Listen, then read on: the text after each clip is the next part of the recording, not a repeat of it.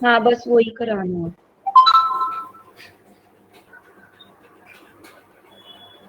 हाँ पैराग्राफ तो भी हम लोग क्लास में करेंगे आज, कोई प्रॉब्लम नहीं है, सभी लोग कर लेंगे उसके वो साथ में।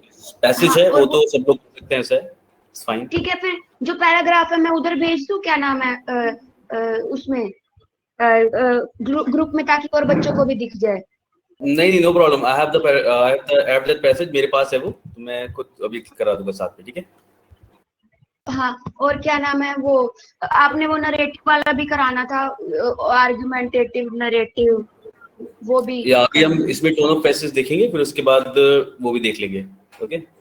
हाँ ठीक है, okay, thank you.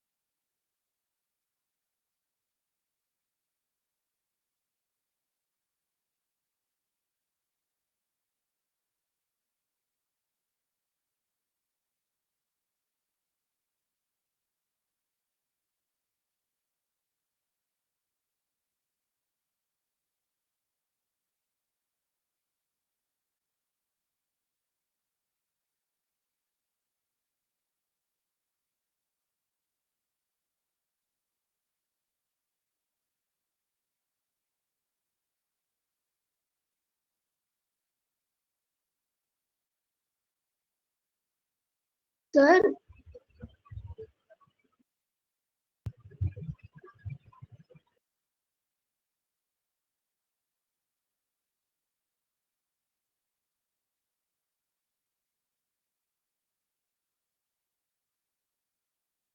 Yes, good afternoon guys.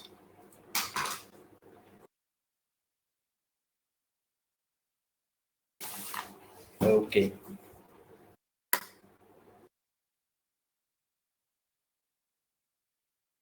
Yes, good afternoon Himanshi, Mamta, Sonakshi, Pranati and खुशी।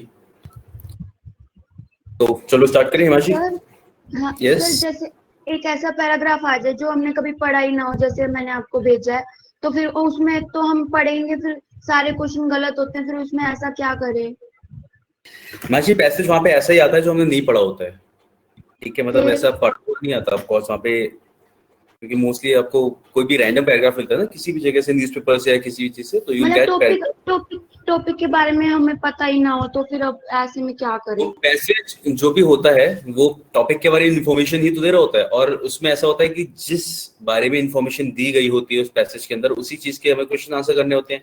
हमें अपनी पहले वाली नॉलेज का यूज थोड़ा कम करना होता है, मतलब करना ही नहीं होता, इनफैक्ट जो पैसेज भी दिया है उसी के अकॉर्डिंग हमें आंसर करना होता है।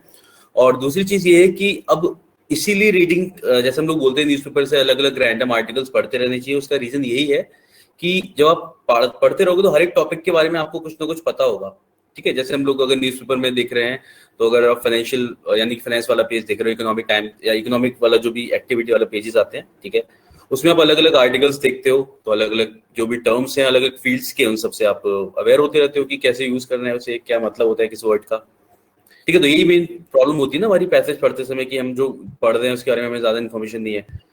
पैसेज तो पहली चीज उसका मतलब ये होता है कि जो पैसेज में इन्फॉर्मेशन दी गई है उसके according you have to answer, main तो ये वाली चीज होती है। उसके अलावा रीडिंग पढ़ के, रीडिंग करने के बाद जो हम लोग रेगुलर रीडिंग करेंगे, उससे हम लोग अलग अलग टॉपिक्स के बारे में खुद ही जानते रहते हैं, ठीक है। तो इसलिए पैसेज करते रहना, जैसे आप यानी बुक से कर रहे हो, प्रीवियस ईयर क्वेश्चंस कर रहे हो, और तो ये दिस इज लाइक हेल्पफुल, क्योंकि आप अलग अलग क्वेश्चंस कर रहे हो तो आपको अपने आप ही जानकारी मिलती रहेगी इन टॉपिक्स की, ये है ना। तो अब ये है, क्योंकि पैसेज तो वहाँ पे बिना पढ़े हुए आएंगे, लेकिन हाँ रीडिंग ही एक तरीका है जिससे आप अलग अलग चीजों को जान सकते हो। ओके तो गाइस, वैसे हम लोग लास्ट क्लास में प्रीपोजिशन स्टार्ट कर दिया था हम लोगों ने, okay. Yes, good afternoon Sandeep. तो आज हम एक काम करते हैं, पहले एक पैसेज करते हैं, ठीक है, जो ये अलग क्वेश्चन था, और ये मेरे ख्याल से सब लोग कर सकते हैं, but I have this passage in this format, ठीक है, बिकॉज मैंने बुक से लिया है वाला, तो हम लोग इसे पढ़ सकते हैं। मेरे ख्याल सबको दिख रहा है ये, मतलब अगर हम स्लाइड करके ऐसे पढ़े तो एवरीबॉडी कैन रीड इट ना।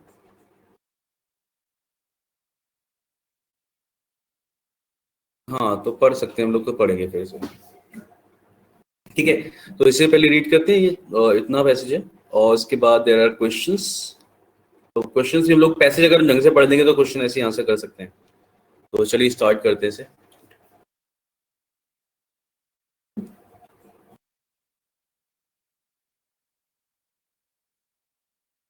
एक बार पढ़ दो, देन अगर ऐसा हो तो आई विल रीड इट। ठीक है।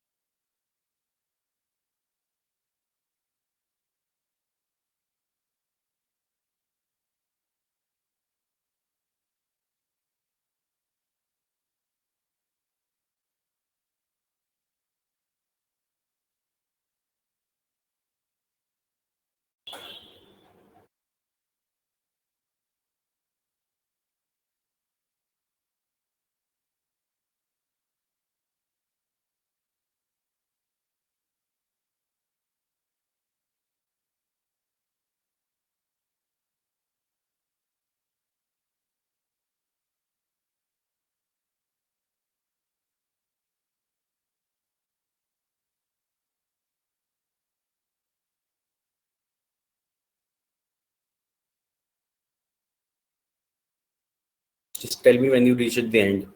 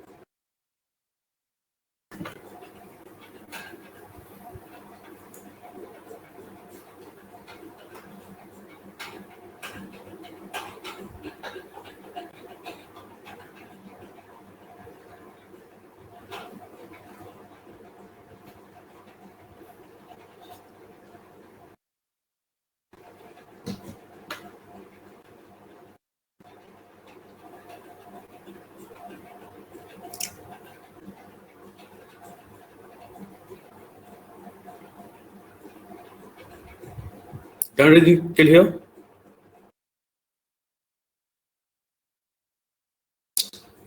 It also takes some burden. ये थोड़ा सा यहाँ पे रिपीट है, यहाँ से शुरू करना है। It also takes some burden of banks.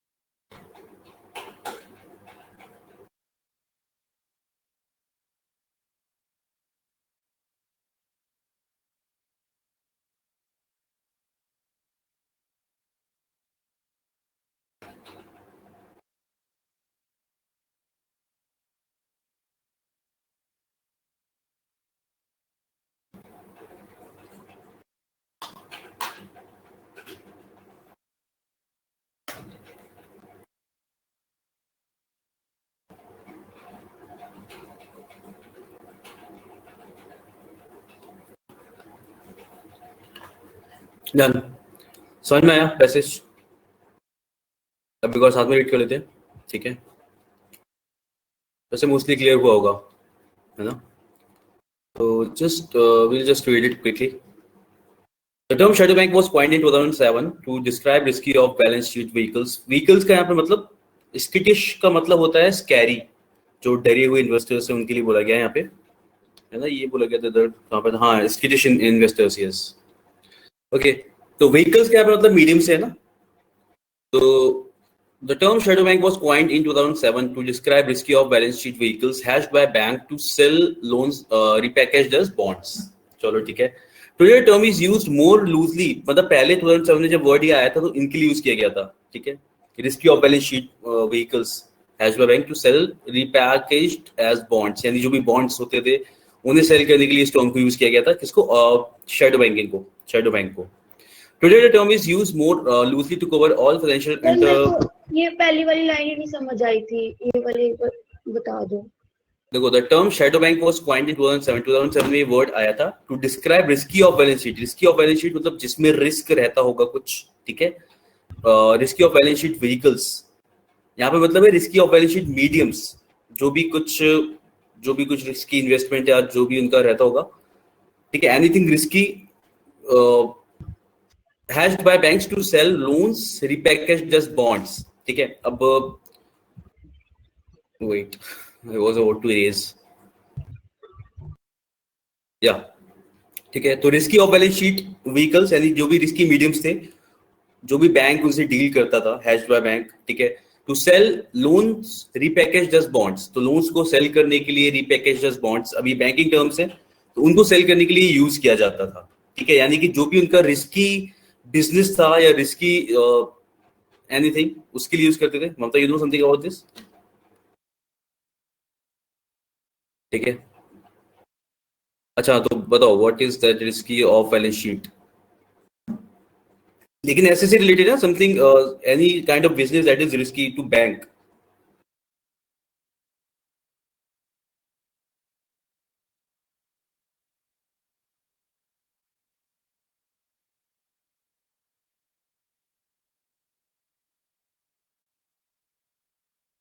These are the instruments which are not shown in the balance sheet. Exactly. Okay. मुझे कुछ वो याद आने लगा. स्कैम 1992 से रिलेटेड चीजें लग रही है.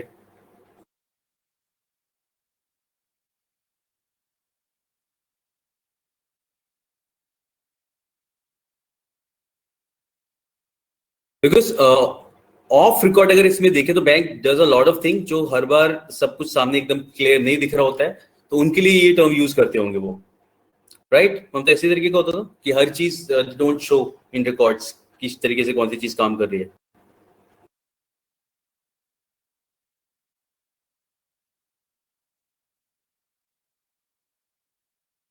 In the form of bonds.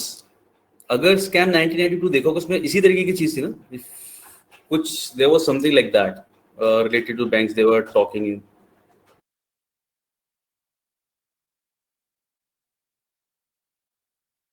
अच्छा, that was different.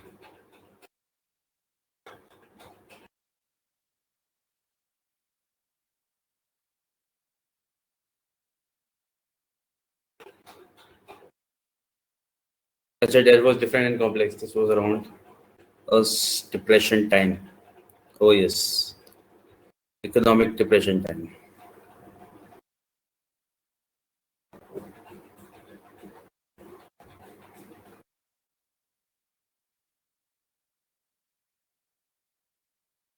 Okay.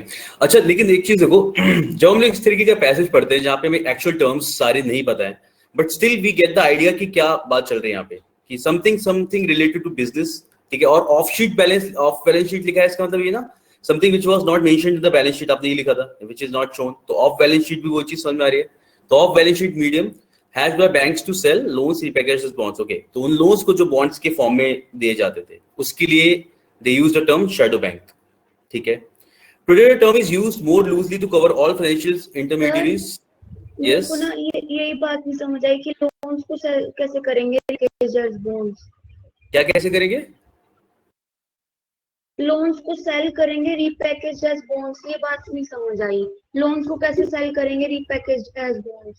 Loans को सेल करने का यहाँ पे मतलब है कोई भी लोन्स अगर दिए जा रहे हैं या कुछ भी इस तरीके का किया जा रहा है तो उसके लिए टर्म यूज किया गया है सेल करना, ठीक है। Banks to sell loans repackaged as bonds.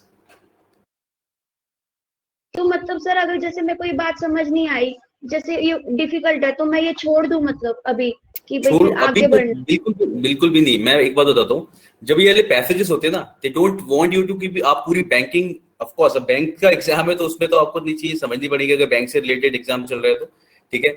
और ये वाली चीज मेरे ख्याल से टॉपिक्स आप इकोनॉमी और इस वाले सब्जेक्ट्स में आते होंगे ना, इकोनॉमिक्स में, these all these आते things तो जो है लेकिन टर्म्स होते हैं, ये वाला पढ़ा ठीक है। नहीं है अब मैंने। अगर मैं बता रहा हूँ, ये पैसेज जब मैंने पढ़ा, ठीक है, ऑफ कोर्स मैंने अब ज्यादा इकोनॉमिक्स सब्जेक्ट मेरा नहीं रहा था, ठीक है, लेकिन मैंने एज ए इंग्लिश, अगर मैं इंग्लिश के साथ पढ़ा हूं तो मेरे को सिस्टम, मेरे को एक्चुअली ओवरऑल आइडिया मिल गया कि what they are actually talking about. और जब इसकी क्वेश्चंस देखे, एक एक क्वेश्चन समझ में आ रहा था कि what they are trying to say, तो हमें उसका जो रफ आइडिया होता है ना वो लेना होता है हमें। इसमें एक्चुअल में पूरा डीप नॉलेज नहीं चाहिए कि इस टॉपिक के बारे में एक एक चीज पता हो तभी हम इसे कर सकते हैं। कि इंग्लिश का पेपर इकोनॉमिक्स का नहीं है, ठीक है। ऑफ कोर्स टर्म्स हमें पता हो तो समझने में आसानी रहती है, जल्दी समझ पाते हैं, बट ऐसा बिल्कुल भी नहीं है कि अगर आपको केवल इंग्लिश ही आती है और सारी इकोनॉमिक टर्म्स से आप अगर अवेयर नहीं हो तो आप इन्हें नहीं कर सकते। Getting a point? हाँ, these are bank topics, I know Sandeep, ठीक है। लेकिन हम लोग इंग्लिश पढ़ रहे हैं, अगर उस नजरिए से भी हम देखेंगे तो भी ये समझ में आना शुरू होगा हमें।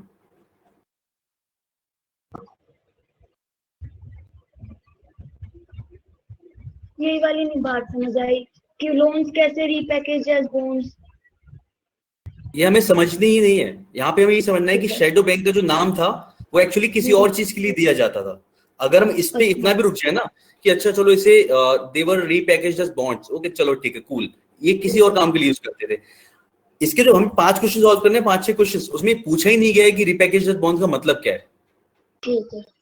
Getting my point? और ये मैं इसके हाँ। बारे में बता रहा हूं, मैं कह रहा हूं अगर मान लो आगे कोई पैसेज आता है जो किसी साइंटिफिक डिस्कवरी के बारे में है and we don't know the terms, हमें सारे टर्म्स नहीं पता, मान लो किसी क्लाइमेट चेंज के बारे में हो गया, पोलर बियर के बारे में कोई पैसेज है, हमें जरूरी नहीं कि सारे उसके साइंटिफिक टर्म्स पता हो, ठीक है। बैंक्स के हैं ये तो मैं मान के चल रहा हूँ, प्रिपेयरिंग फॉर बैंकिंग तो ये तो हमें पता होनी चाहिए, ठीक है। लेकिन बहुत बार ऐसे पैसेज आते हैं जो they are related to science और हमें सारी चीजें नहीं पता होती, एक एक वर्ड नहीं पता होता, बट स्टिल हम उसमें समझने की कोशिश करो तो we get the overall idea कि what they are actually trying to से।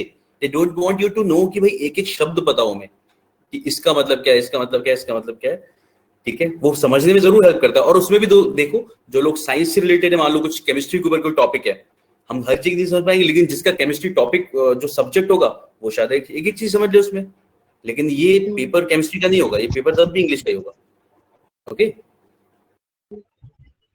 यस, तो हमें बैंक की मतलब इसमें ऐसा है कि अगर हम इसे एज अ पैसेज पढ़ रहे हैं तो we should not be aware कि एक एक पूरा कॉम्प्लेक्स स्ट्रक्चर पता हो कि क्या चीज कैसे काम कर रही है। यहां से बस इतना समझ में आया कि जो टर्म शैडो बैंक था वो ये 2007 में आया था और ये डिस्क्राइब करता था risky off balance sheet vehicles. अब यहाँ पे व्हीकल्स का मतलब, हाँ ये चीज थोड़ी सी मेरे को लगता है कि ठीक है, व्हीकल का मतलब एक्चुअली गाड़ियों की बात नहीं हो रही है, मीडियम की बात हो रही है कि कोई भी चीज जो ऑफ बैलेंस शीट था उसके लिए बात कर रहे हैं हम लोग। तो risky off balance sheet vehicles hashed by banks to sell loans repackaged as bonds, ठीक है। तो लोन्स को सेल करने के लिए जिन्हें बॉन्ड्स की फॉर्म में बना दिया था, तो उसे करने के लिए यूज किया जाता था। इतना काफी है, ठीक है। Today the term is used more loosely. मैं बैंक के स्टूडेंट हूँ लेकिन मुझे इस पूरी लाइन का ना अच्छे से मतलब ही नहीं समझ आया, तो आना चाहिए या मैं इसको आगे बढ़ूं?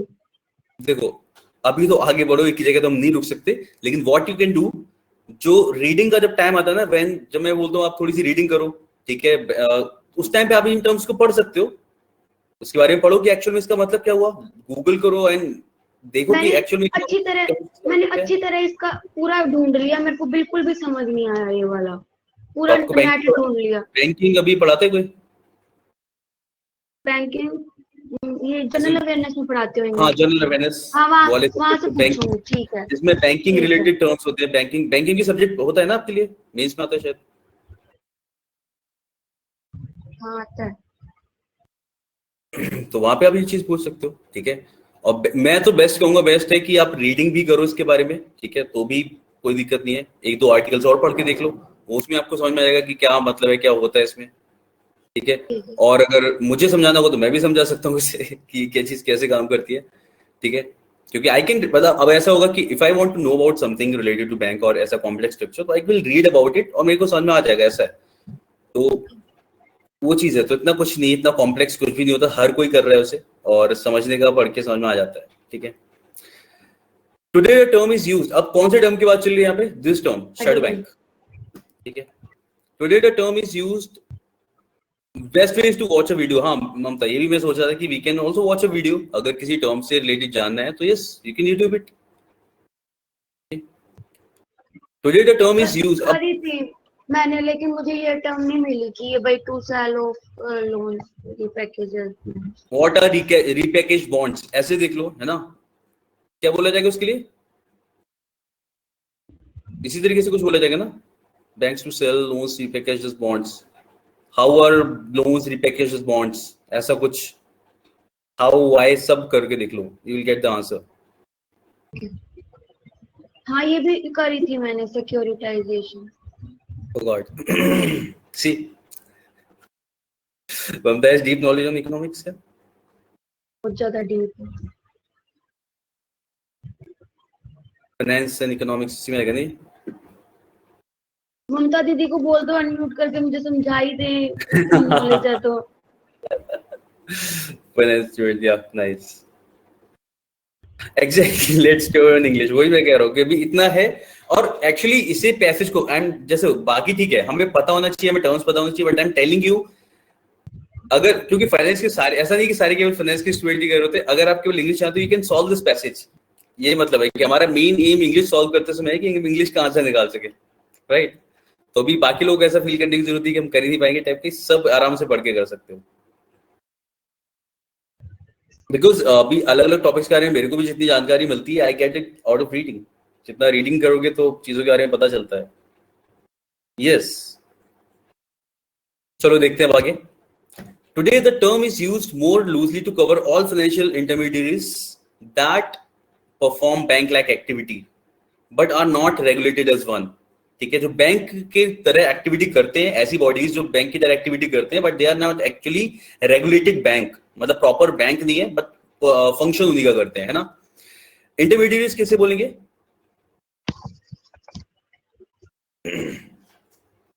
ये मीडिएटर के लिए बोलते हैं ना, जो एक्ट करता है बैंक और बाकी लोगों के बीच में, मीडिएटर, तो जो डिपॉजिट करता है और आगे लोन देता है बीच का। यस, ठीक है, mediator. These includes mobile payment systems, pawn shops, peer-to-peer lending websites, hedge funds and bond trading platforms set up by technology firms. ठीक है, तो इसमें बाकी के बॉडीज या बाकी के जो सिस्टम, बाकी के जो इंस्टीट्यूशंस हैं वो आते हैं जो पैसे पे एज इन लोन पे करने का काम करते हैं। These include mobile payment systems, pawn shops तो वो होते हैं ना, डिस्कवरी पे किस पे आता था, नेशनल डिस्कवरी पे pawn shop, जो साहूकार होते हैं ना, हाँ वो होते हैं ये हिस्ट्री पे या नेट, जो मतलब अलग अलग उस पे आता था, हिस्ट्री पे, नेट पे, यस हिस्ट्री पे आता था, ठीक है, जहाँ पे हम वी गिव सम आइटम जो भी हमारे पास है और we get money out of it, उसके लिए बोलते हैं पॉन शॉप, है ना, जहाँ कुछ सामान बेच देते हैं हम लोग, ऐसा नीलामी काइंड ऑफ थिंग, यस वही। वहाँ पे वो लोग अपना बेस्ट प्राइस बताते हैं कि कितने में ले सकते हैं, ऐसा कुछ पता नहीं, कुछ भी देखते थे उसमें, वो मैं पता नहीं, मैंने काफी ज्यादा देखा है।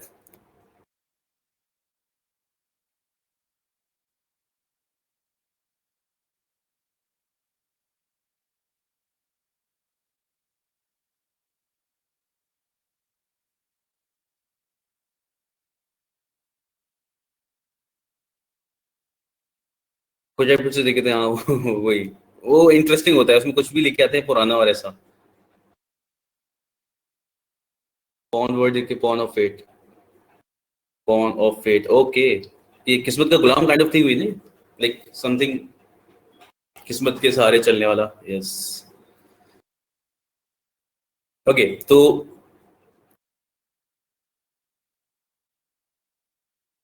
ओके, शैडो बैंक उनके लिए यूज करते हैं हम टर्म जो एक्चुअल में बैंक नहीं है, बट बैंक की तरह एक्टिविटी करते हैं, यानी कि दे लैंड मनी और सम काइंड ऑफ थिंग, इस तरीके का काम करते हैं। तो these includes mobile payment systems, pawn shops, peer to peer lending websites, hedge funds, ये टर्म्स हैं उनके लिए जो इस तरीके का काम कर रहे हैं, and bond trading platform set up by technology firms.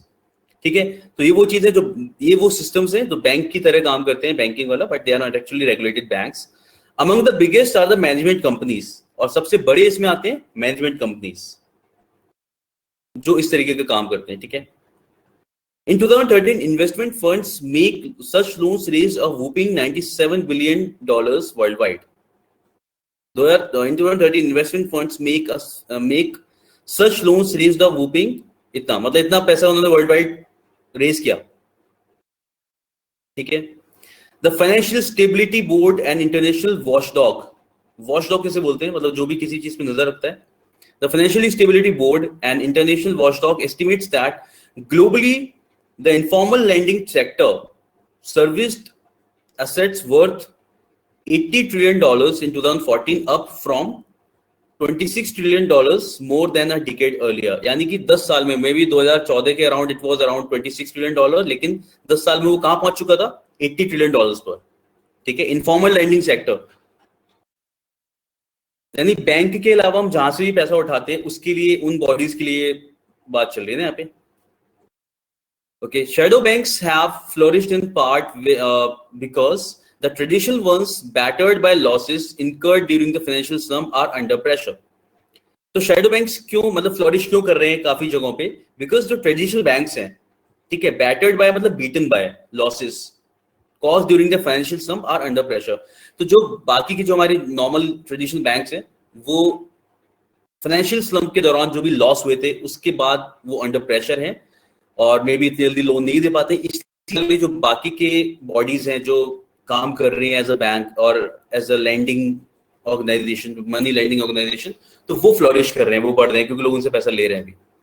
टाइटर capital requirement and fear of heavy penalties have kept them grounded. Tighter capital requirements and fear of heavy penalties have kept them grounded for the banks. ये bank के लिए बोला गया ना कि उसकी वजह से वो grounded हैं, they are not able to perform on their own कि क्या किया जाए। ठीक है, पैसे की जरूरत है और तुरंत लैंड नहीं कर सकते पैसा आगे। In China, where banks are discouraged from lending to certain industries and are mandated to offer frustratingly low interest rates on deposits, non-banks fill the gap. China में जहां पे बैंक को मना किया जाता है, they are not allowed to lend to certain industries, यानी कुछ इंडस्ट्रीज को पैसा देना अलाउड भी नहीं है उनके लिए, and they are mandated to offer frustratingly low interest rates, और डिपॉजिट जो पैसा जमा कर रहे हो उस पर भी रेट बहुत कम दे रहे हैं। ऐसी जगहों पे non banks fill the gap. ऐसी जगहों पे जो नॉन बैंक्स हैं, जो मतलब जो नॉन रेगुलेटेड बॉडीज हैं जो बैंक की तरह एक्ट कर रही हैं, वो उस गैप को फिल करती हैं। मतलब अगर किसी को पैसा चाहिए और बैंक से नहीं मिला तो they will like come ahead और लोग उनको उनसे मतलब पैसा लेंगे। Okay, about 2/3 of all lending in the country by shadow banks are in fact bank loans in disguise. ठीक है, about 2/3 of all lending in the country by shadow banks are in fact bank loans in disguise. ये what I came to know। अब देखो इससे पूरे इसने वाले part में को समझ में आया कि जो इंडस्ट्रीज जैसे ऊपर मैनेजमेंट कंपनी ऐसा कुछ बोला गया, तो एक कंपनी अगर दूसरी कंपनी को पैसा देती है एक तरीके से वो लोन दे रही है जो बैंक से ना लेके एक इंडस्ट्री से लिया जा रहा है। Is it like that? उसी तरीके से काम कर रहे हैं ये। ठीक है, तो अबाउट 2/3 ऑफ द लैंडिंग, यानी कि जो 2/3 लैंडिंग जो चल रही है, it is by shadow banks are in fact bank loans in disguise. ठीक है, तो बैंक लोन्स ही हैं एक तरीके से, लेकिन बस they are in disguise of money lending kind of thing. Critics worry that unlike banks which lend against deposits from customers, non-banks loan money using investors' cash and rotating lines of credit.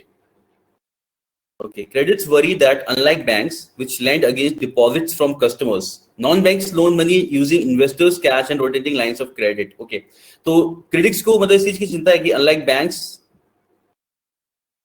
जो bank के customer का deposit आगे देता है, non banks loan money using investors cash. Okay, जिन्होंने उन companies में invest किया है, they are using that money to rotate the money, मतलब जो कैश लोन देने के लिए उसे यूज कर रहे हैं।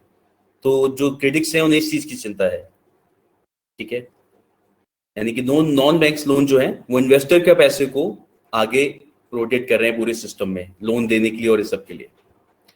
This is specially risky and these investors who bet on short term gains। एक बार ये वाली बात दोबारा बताना। जो क्रिटिक्स हैं उनको इस चीज की चिंता है, critics worry that unlike banks, यानी बैंक जिस तरीके से काम करता है उसको उल्टा काम कर रहे हैं शायद। विच बैंक क्या काम करता है, which lend against deposits from customers. Customer जो डिपॉजिट करता है उस मनी के अगेंस्ट, यानी जितना उनके पास बैलेंस होगा उतना लोन दे सकते हैं। इस तरीके का होता है सिस्टम इसमें कुछ बैंक के साथ में। तो नॉन बैंक्स क्या करते हैं, नॉन बैंक्स जो लोन दे रहे हैं वो इन्वेस्टर को कैश को ही यूज कर रहे थे। जैसे किसी कंपनी में इन्वेस्ट किया, they are using that money, ठीक है, to rotate and rotating lines of credit. तो जो इन्वेस्टर ने किसी कंपनी में इन्वेस्ट किया है, पैसा लगाया है, वो कैश को ही यूज कर रहे हैं आगे अपना काम चलाने के लिए या फिर आगे लोन देने के लिए, ठीक है, ये इसमें बोला गया है। This is especially risky when skittish investors who bet on short-term gains withdraw their money at once. और ये एक्चुअल में खतरनाक तब है जब आपने किसी कंपनी में इन्वेस्ट किया है और आप शॉर्ट टर्म थोड़े टाइम के लिए लगा रहे हो, और वो पैसा अगर आगे दे दिया गया है एकदम से वो पैसा निकाल लोगे तो ऑफ कोर्स उसके लिए खतरा होगा, कंपनी के लिए भी और बाकी इन्वेस्टर्स के लिए भी। But non bank financing need not be bad thing, ये हमेशा एक बुरी चीज नहीं होगी। It offers an additional source of credit to individuals and business in countries where formal banking is either expensive or absent. तो ये मतलब it is not always bad, non bank financing है, ये हमेशा बुरी नहीं है, क्योंकि ये एडिशनल सोर्स ऑफ क्रेडिट की तरह एक्ट करता है लोगों के लिए भी और बिजनेस के लिए भी। और जहां पे फॉर्मल बैंकिंग नहीं है, जहां पे बैंक्स एक्चुअल में नहीं है, उस जगह भी ये काफी हद तक हेल्प कर रहा है लोगों की, या फिर एक सिस्टम को मेंटेन करने में हेल्प कर रहा है, ठीक है। ओके, और एब्सेंट हो गए। It also takes some burden off banks which have big maturity mismatches. और ये बैंक के ऊपर से भी बर्डन हटा देता है जिसके पास बिग मैच्योरिटी मिसमैचेस का मतलब है the difference between the amount of time depositors money a depositor's money is parked in the bank minus the time that is loaned out, ठीक है। तो जो मिसमैच का मतलब ये है ना कि जो डिपॉजिटर ने जो भी टाइम के लिए पैसा बैंक में डाला है उसमें से लोन आउट किया गया उस टाइम को माइनस कर दिया गया इसमें। तो बेसिकली जो बैंक के अंदर एक तरीके से अगर हम इसको डीप में ना जाना चाहें तो बैंक के अंदर जो मिसमैचेस होते हैं, मिसमैचेस का मतलब एक आपके लोगों ने उसमें जो डिपॉजिट किया वो एक टाइम तक के लिए किया है, प्लस उस पर जो लोन किया है बाकी लोगों को दिया गया, तो उस टाइम में जो मिसमैचेस हैं उसको उस पर से बर्डन हटा देता है, ठीक है। मतलब हर कोई लोन लेने बैंक के पास नहीं जाएगा, फिर इस तरीके की चीज अगर नहीं जा रहे हो तो उनके ऊपर से अलग बर्डन हट रहा है, और इस मिसमैच को मेरे ख्याल से वो लोग कम कर पाते हैं, यानी जो बैलेंस है वो ज्यादा से ज्यादा बन पा रहा है वहां पे, ठीक है। Okay, and belatedly regulators too are waking up to the new financial order of shadow banking, यानी रेगुलेटर्स भी इसकी तरफ अब ध्यान देना शुरू कर रहे हैं। Banks must now structured vehicles on their balance sheets, okay, यानी बैंक को भी स्ट्रक्चर्ड इन्वेस्टमेंट व्हीकल्स को अपनी बैलेंस शीट पर दिखाना शुरू कर देना चाहिए। Authorities are imposing leverage limits on various forms of shadow banks in America and Europe. It is a small start to rein in an industry that accounts for a quarter of the global financial system. तो यहाँ पे इस part में ये बताया गया कि जो अभी तक हम लोग नॉन रेगुलेटेड बैंक के अंदर जो पार्ट आ रहा था, जो which was actually banking system की तरह काम कर रहा था, ठीक है, और अब उसको रेगुलेटेड करने का टाइम आ गया है, या फिर बैंक्स भी उसकी तरफ ध्यान दे रहे हैं, अथॉरिटीज उसके ऊपर कुछ लिमिट्स लगा रही हैं, ठीक है, ताकि जो भी कुछ वो काम कर रहे हैं भी थोड़ा सा उनकी नजर के हो सके, जिससे थोड़ा सा देखा जाए तो कंट्रोल किया जा सके, ठीक है। अभी बोला गया it is a small start to rein in industry, यानी कि इसमें एक छोटा सा स्टार्ट है इस इंडस्ट्री के ऊपर कब्जा करने का नहीं, इस पे मेरे ख्याल से रूल करने का, that accounts for a quarter of the global financial system, पूरे global financial system का जो 1/4 है एटलीस्ट जो काम कर रहा है उसमें रेन करने का ये टाइम आ चुका है, और उसका एक छोटी सी शुरुआत है जहां पे शायद इनके ऊपर थोड़ा सा ध्यान दिया जा रहा है, ठीक है। यही मतलब समझ में आया था यहाँ पे, कुछ और भी was it fine?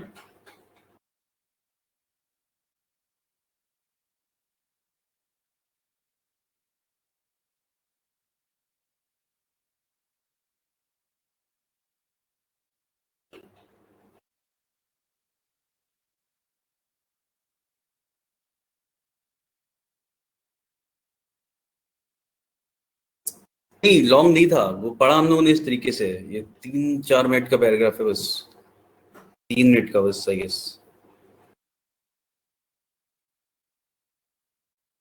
Okay, question नीचे वाला ये वाला ऑप्शन है, none of the given statements can be said about banking regulators. अब देखो, which of the following can be said about banking regulators, क्या कहा जा सकता है बैंकिंग रेगुलेटर्स के बारे में?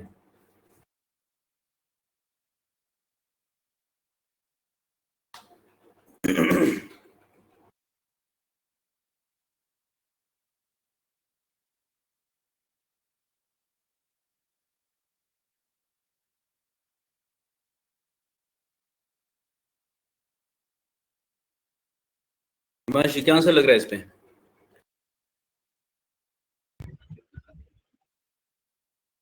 सर मेरे को तो याद नहीं कि मैंने कौन सा किया था, लेकिन पहले और बच कर रहे दो, फिर मैं देख लूंगी। आपको याद मेरा नहीं तो है? मेरा मेरा पढ़ने के तो बाद क्या सी लगा? था, मैंने जो करा था ना। तो अब फिर से पढ़ो ना, अभी हमने पैसेज अलग तरीके से करे ना, आपने जो करा था वो वाले नहीं पूछ रहा हूं मैं, कि अभी जो थोड़ा बहुत थोड़ा एक्स्ट्रा समझ में आया होगा उसके अकॉर्डिंग क्या आंसर लग रहा है? यस, बाकी लोग बताइए। तो आंसर है वो तो पता है कि ये वो आएगा, डी आएगा, क्योंकि फिर मैंने लास्ट में जब पढ़ा था ना तो रीजन दे रखा था उसका। चलो ठीक है, बाकी लोग फिर आंसर बताओ, मेरे को रीजन के साथ बताओ कि जो आंसर आएगा वो क्यों आएगा।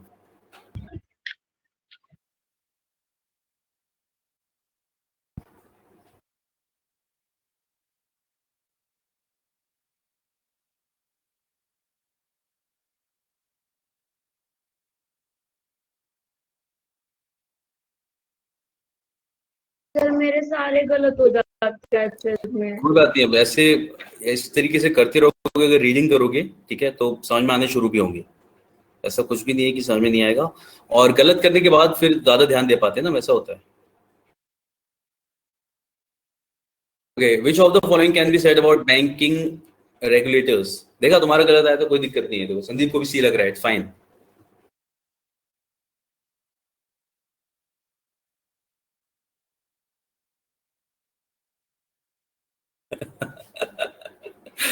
ठीक है, so these have been slow to respond to the growth of shadow banking. They actually didn't wash their hands off. उन्होंने ये नहीं कहते कि हम इसके बारे में कुछ भी नहीं करेंगे and warn people against. थोड़ा सा वार्न किया था, थोड़ा सा क्रिटिक्स से चिंता जताई थी कि दिक्कत हो सकती है। बाकी तो इसके बारे में पॉजिटिव बात ही कही गई है कि ये कहीं ना कहीं हेल्प कर रहा है लोगों की, ऐसा है। ठीक है, एक तो शैडो बैंकिंग ऐसा नाम रखा गया है, शेडी सा नाम लग रहा है फिर इसमें। सर मैं ना, जैसे मान लो आप कह रहे हो ना कि सी नहीं आएगा, फिर मैं पता क्या लगा के आती, ई।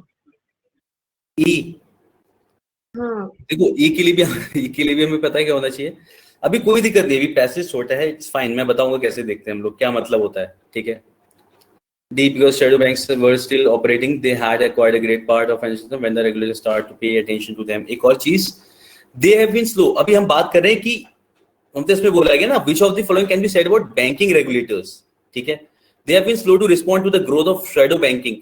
ये इस वाले पार्ट में बोला गया ना कि अब उन्होंने सोचा कि इसको रेगुलेटेड या इसकी तरफ ध्यान देना शुरू किया जाए, ये लिखा है ना। एंड बिलेटेडली, देरी के साथ, regulators too are waking up to the new financial order of shadow banking. वो भी अब ध्यान देना शुरू कर रहे हैं इसकी तरफ, ठीक है, कि banking must now declare structured investment vehicles on their balance sheets. कि अगर ये स्ट्रक्चर्ड बाकी के इन्वेस्टमेंट व्हीकल्स जो हैं, जो मीडियम्स हैं, उनको भी बैलेंस शीट पे दिखाना शुरू किया, something like that. Authorities are imposing leverage limits on various forms of shadow banks, ठीक है। तो बेसिकली उन्होंने ध्यान देना शुरू किया, लेकिन थोड़ा सा ध्यान देना शुरू किया, थोड़ा देरी से। ये इसीलिए लिखा गया है, देखो, and belatedly regulators too are waking up to the new financial order of shadow banking, इसलिए इसका डी हो जाएगा। तो इसमें बोला गया बैंकिंग रेगुलेटर के बारे में हम कौन सी बात कह सकते हैं इसमें से। अब देखते हैं बाकी options. They have washed their hands of, उन्होंने ऐसा कुछ नहीं बोला गया इसमें कि पहले वो बुरा बोल रहे, कुछ लोग बुरा बोल रहे थे क्रिटिक्स जो भी है, बट उन्होंने ऐसा नहीं बोला कि हमें मतलब नहीं है इससे। Their approach to regulation of shadow banks is unnecessarily strict नहीं थी, कुछ तो ध्यान देने की जरूरत है। लेवरेज मींस कोई भी चीज नहीं, लेवरेज का मतलब ऐसा होगा ना कि थोड़ा सा, हाँ वैसे ही थोड़ा सा छूट देना किसी भी चीज में, किसी भी चीज में हेल्पिंग काइंड ऑफ चीज देना, है ना।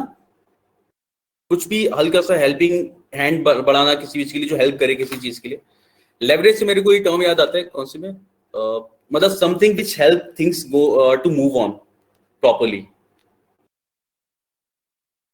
कौन सा था, बैटमैन बैटमैन बिगिंस में मैंने ये वर्ड सुना था, लेवरेज, बहुत बार, ठीक है। What are these are leverages. वो फोटो देखता है कुछ, अगर किसी ने देखी हो बैटमैन बिगिंस तो नो, बैटमैन जब पिक्चर्स देता है किसी मतलब कुछ सबूत वाली चीजें लाके देता है, तो उसमें बोलता है लेवरेज।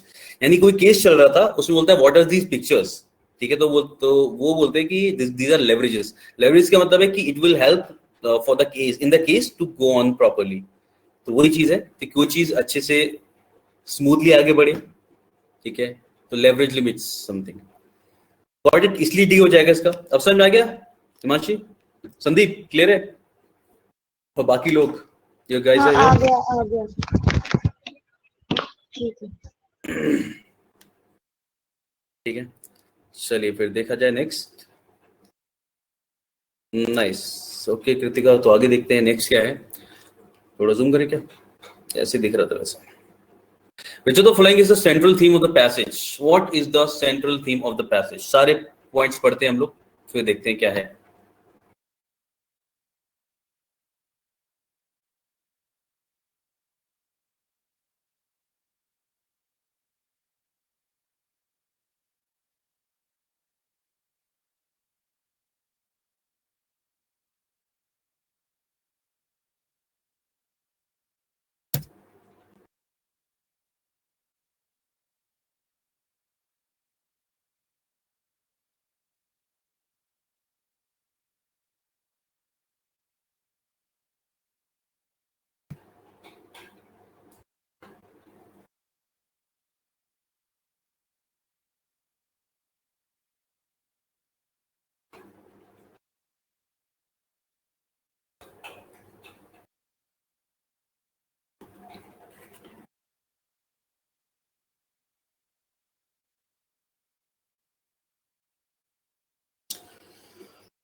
यस सोनाक्षी, बी और डी बिल्कुल सही।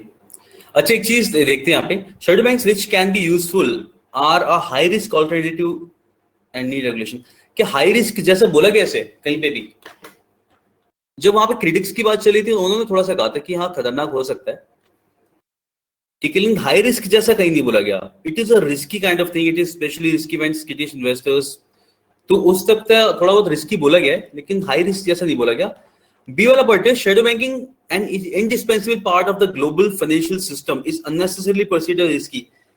दो पॉइंट्स जिसमें एक पार्ट तो मतलब shadow banking and indispensable part of the global financial system, मतलब इसे ऐसे बोला गया है कि हाँ बैंक को भी पता है, रेगुलेटर्स को भी पता है कि something is working like this, और उसे हटा भी नहीं सकते क्योंकि वो एक्चुअल में हेल्प कर रहा है बैंक की, ठीक है, क्योंकि वो एक तरीके से एक बैलेंस क्रिएट कर रहा है, जितना लोन एक्चुअल में बैंक नहीं दे सकता वो उन वाले पार्ट से पूरा हो रहा है शेडो बैंकिंग के थ्रू, ठीक है। और अननेसेसरी परसीव्ड रिस्की, अगर पूरी तरीके से रिस्की होता, अब यहाँ पे थोड़ा सा मेरे को दिक्कत है, ये वाला पार्ट थोड़ा ऐसा था कि अननेसेसरी रिस्की नहीं, शायद थोड़ा सा रिस्की तो बताया गया था, रिस्क की रिस्क तो है, लेकिन इतना कि हाई रिस्क जैसा नहीं बोला गया। तो इसमें बी और डी में वी हैव टू चूज, क्योंकि दोनों बहुत क्लोज हैं। अब इसमें हम डिबेट कर सकते हैं, बात कर सकते हैं कि क्या आना चाहिए इसमें से।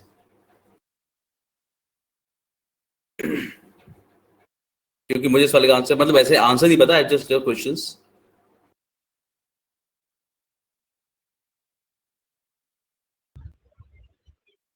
तो सर शेडो 2 बैंक है, 4 है आंसर। कौन सा? डी। हाँ हाँ, मैं वही तो कह रहा हूँ कि यहाँ पे दो चीज है जो यहाँ पे दिक्कत कर रही है। यहाँ पे मैंने आपसे ये कहा कि इस वाले पार्ट में मेरे को ये वाला पार्ट तो पहला अच्छा लगा कि shadow banking and indispensable part of the global financial system, यहाँ तक तो ठीक है। इज अननेसेसरीली परसीव्ड रिस्की, तो इसमें बात है कि अननेसेसरीली रिस्की नहीं बोला गया, क्योंकि क्रिटिक्स ने वहां बताया था रिस्की क्यों है, ठीक है। दूसरा यहाँ पे कि इसे हाई रिस्क जैसा बोल दिया गया, तो हाई रिस्क जैसा तो बहुत ज्यादा डेंजरस नहीं बताया गया इसमें। और ऑल्टरनेटिव की तो बात ही नहीं की गई है। Shadow banks which can be useful are a high risk alternative to traditional banks and reregulation. तो अगर हम इस वर्ड पे ध्यान ना दें तो हम इसके साथ जा सकते हैं, वरना पहला वाला पार्ट तो इसमें साफ साफ बोला ही गया है, ये चीज है।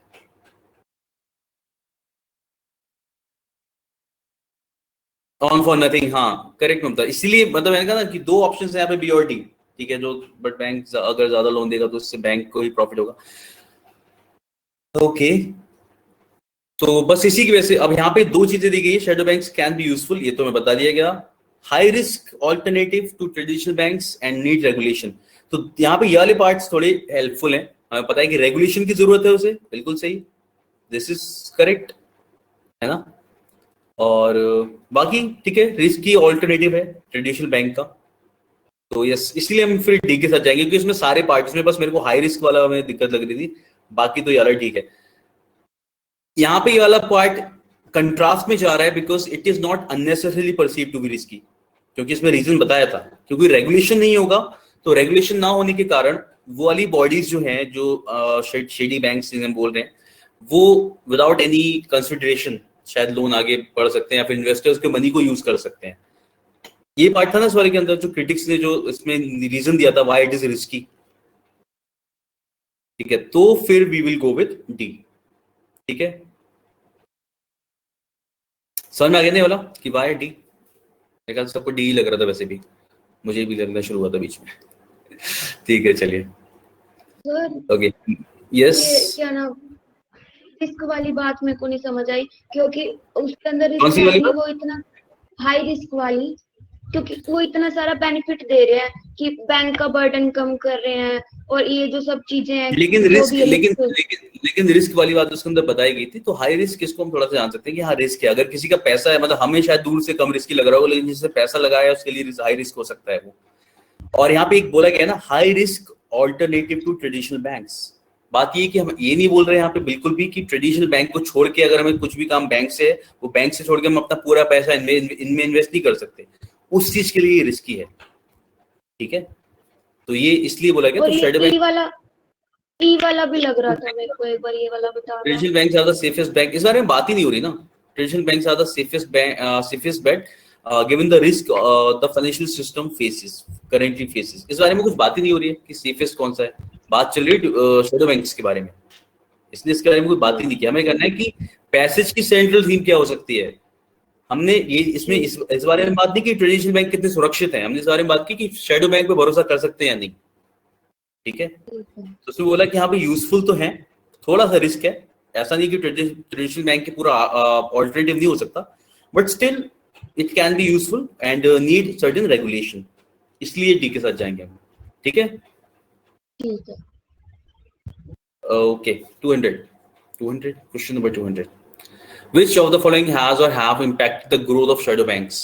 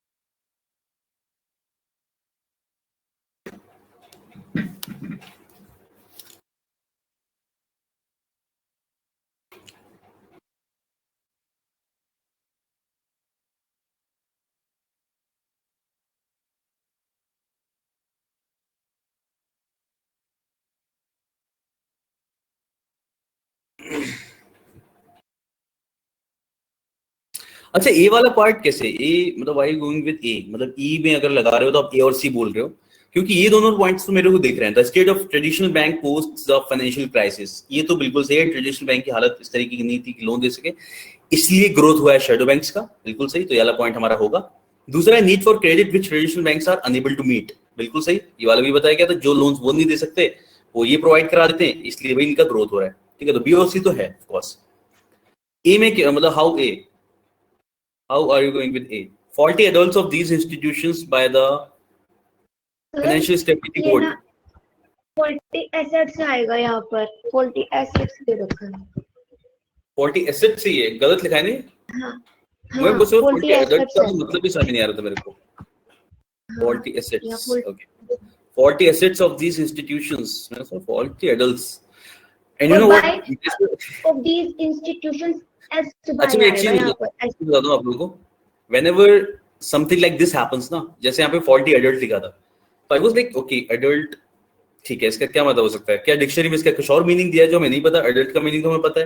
ठीक है, तो एडल्ट हो चुका है उसके लिए बोला जाएगा, तो actually go for something, I didn't find anything in faulty adult, what does it mean? तो faulty assets of these institutions by the financial stability board, ऐसी भी कोई बात नहीं की गई ना इसमें। यस, फॉल्टी एसेट्स का तो वैसे भी एलिमिनेट हुआ है, यस। और बाकी फॉल्टी एसेट्स की भी ऐसी कोई बात नहीं की गई है इसमें, इससे रिलेटेड कोई अगर फॉल्टी एसेट्स है तो ऐसा पहले वाले पॉइंट में की है ना कि वो कुछ एसेट्स हैं वो दिखाते नहीं है, उसको बेच देते हैं, रिस्की लेकिन होता उसे है। फॉल्टी एसेट्स क्यों नहीं बोला गया? उसे बोला गया they are just off record. Off record का मतलब फॉल्टी थोड़ी हो जाएगा। वो तो उसे डिफाइन किया गया कि क्या होता है वो चीज। अगर हम पहले इस वाले की बात कर रहे हो आप इसमें, तो फॉल्टी थोड़ी है। ये बस बता रहे हैं कि risky off balance sheet vehicles उनके लिए यह टर्म यूज किया जाता था, शैडो बैंक को, ये टर्म उसके लिए यूज किया जाता था, ठीक है। लेकिन इसे फॉल्टी नहीं बताया। Got it? ठीक है, तो ए नहीं होगा, बी और सी हो जाएगा। बी और सी का मतलब है विल गो विद बी। समझ में आ गया मानसी? मेरे को ये लग रहा था साथ में। ए क्यों लग रहा था साथ में? क्योंकि फॉल्टी एसेट्स है, यानी कि वो मतलब ऐसी एसेट्स हैं जिसमें रिस्क है। रिस्क है, रिस्क का मतलब फॉल्टी थोड़ी होता है। तो ये अपने लैंग्वेज में ऐसे ही बोल रहा है, हम फिर हम समझ नहीं लेंगे नहीं नहीं, अपने लैंग्वेज में फॉल्टी का मतलब होगा something which is not good, मतलब जो पता है कि कुछ इलीगल सा यूज कर रहे हैं वहां पे, वो मतलब होगा फॉल्टी का। हाँ वही, इलीगल, इलीगली लेकिन तुम बैलेंस शीट में नहीं दिखा रहे। इलीगल नहीं है ये चीज, ठीक है, this not illegal. Illegal term तो इसमें कहीं यूज नहीं किया ना इसके लिए। Will not call it illegal, we just it is just off balance sheet, और बैलेंस शीट में शो नहीं कर सकते, ऐसा कुछ इसमें बोला गया इसके लिए।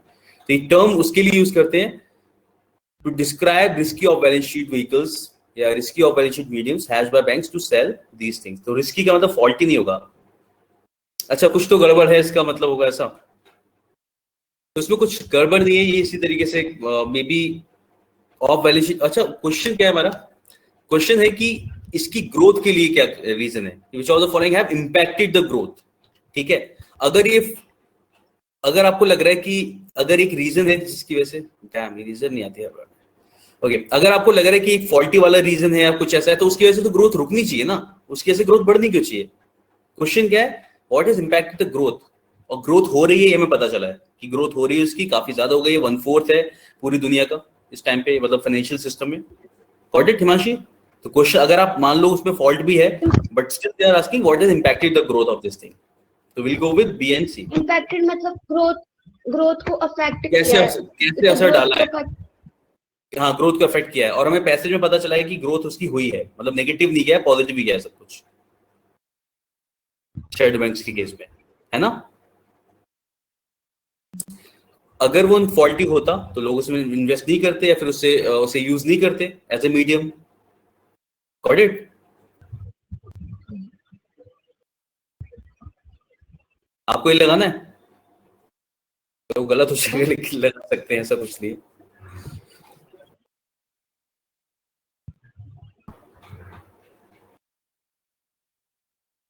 हिमांशी क्लियर हुए नहीं? जस्ट टेल मी, मतलब ये आपको करना है तो ये अब हो तो गया, मैं सोचूंगी फिर से, अभी एकदम ही सोचने में आएगा। ओके, कैसे होएगा तो आप देख लो इसे, लेकिन हाँ फॉल्टी, इसमें फॉल्टी टर्म यूज नहीं किया गया। मेरा तो डी था आंसर इसका। तुम्हारा मतलब ये था कि भाई कुछ तो गड़बड़ है, that's why you are keeping it off sheet, है ना, कि भाई समथिंग इज बैड।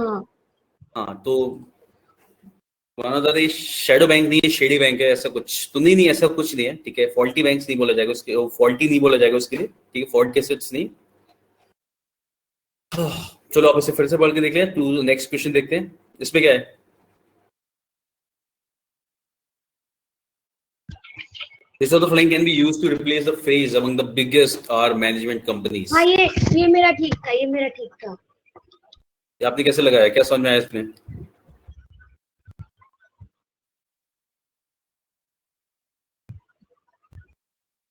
मेरे से पूछ रहे हो? यस।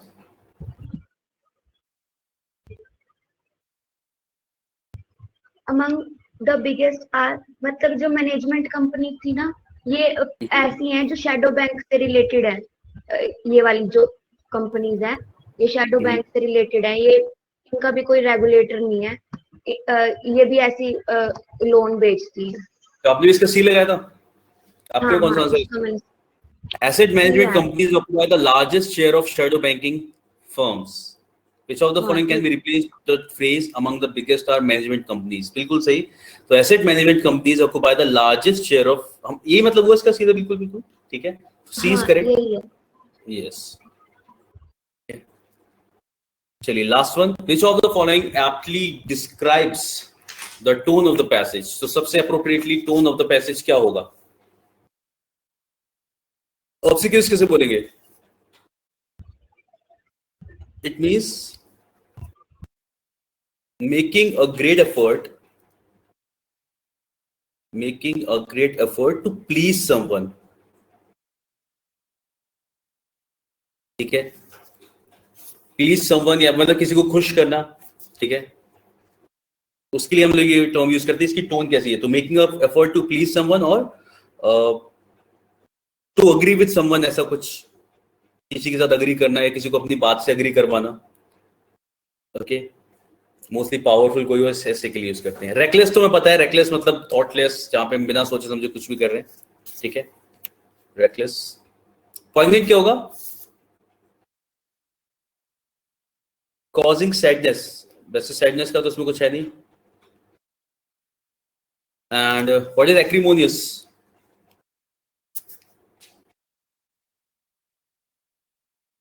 Angry and bitter. ठीक है, क्या आ जाएगा इसमें?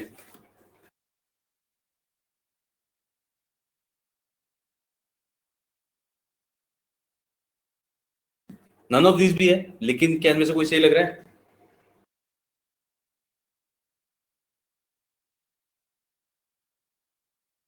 एक बार फिर से ऊपर के चारों ऑप्शंस को पढ़ दो ध्यान से और पैसेज के बारे में सोचो.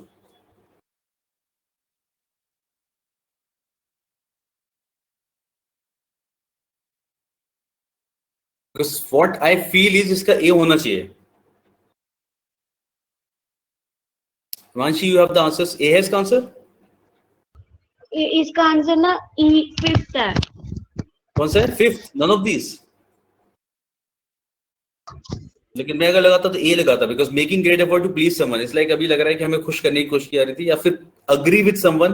When you are trying to agree someone या किसी को ऐसा करना, तो मेरे ख्याल से हम ए भी लगा सकते थे. बिकॉज इस पूरे इसके बाद शायद मैं इन्वेस्ट कर पाऊं इसमें, शेडी बैंक में, सॉरी शैडो बैंकिंग में. तो इसका आंसर क्या दिया? ई दिया है. चलो ठीक है, तुम इसकी टोन क्या समझेंगे, इसकी टोन एक्चुअल में कैसी है? एक का बताना क्या कैसे होगा ये? ऑब्स्टिकल्स का मतलब होता है making great effort to please someone, किसी को प्लीज करना या फिर किसी के साथ अग्री करना. बहुत ज्यादा कोशिश करना कुछ समझाने के लिए, नहीं नहीं ये चीज अच्छी है या ये चीज काम की है. बिकॉज पूरे पैसेज में यही काम चल रहा था शुरू से लास्ट तक. उन्होंने व्हाट दे एक्चुअली डिड कि बताया कि कैसे अच्छा है और कैसे हेल्पफुल हो सकता है. तो मुझे लगा कि इसने लोगों को इन्फ्लुएंस करने की कोशिश करी पूरी तरीके से, may be for the investors, ताकि इसे यूज किया जा सके एज अ बैंकिंग ऑल्टरनेटिव. हाँ किया था, लेकिन रिस्की वाला दिया था. लेकिन उसके बाद ये भी तो बताया ना कि बहुत सारी जगह पे ये है, मतलब कितना बड़ा रोल प्ले कर रहा है. और रेगुलेशन इसका शुरू हो रहा है एक्चुअली. रेगुलेटरी बॉडीज जो है, they are actually paying attention to it. चलो, we'll go with none of these, but now we know. But now what we want a tone for this passage. ठीक है, तो we will find a tone for this passage in the next class. कि what is the tone for this passage? We'll discuss all the tones of the passages जो भी आती है ना, because you'll get this question in examination. SSC banking दोनों में मिलेगा ये tone of the passage. Risky की वजह से ऐसा था ना. ओके, मेरे को लगा कि ऐसा कि पूरे में तो बताया गया कि कैसे काम का हो सकता है. ओके, तो what we will do, we in the next class, चलो ठीक है, हम उसे आगे कंटिन्यू कर लेंगे प्रीपोजिशंस को. बट हम आगे पहले एक काम करेंगे, इसके टोन को डिस्कस करेंगे. देन वील डिसाइड इसका आंसर एक्चुअल में क्या होना चाहिए, बिकॉज ऑप्शंस में तो नहीं दिया इसका मतलब. ठीक है, तो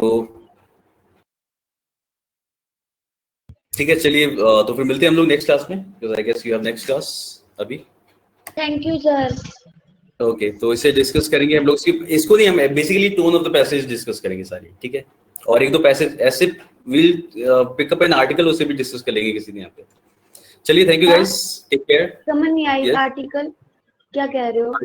न्यूज़पेपर के आर्टिकल्स भी किसी दिन आएगा तो हम डिस्कस कर लेंगे, मन करेगा तो. अच्छा, मतलब कोई भी डाउट ऐसा आएगा तो आप डिस्कस कर दोगे?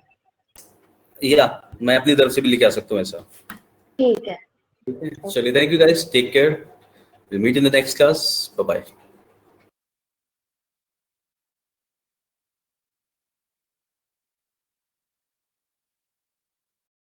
है।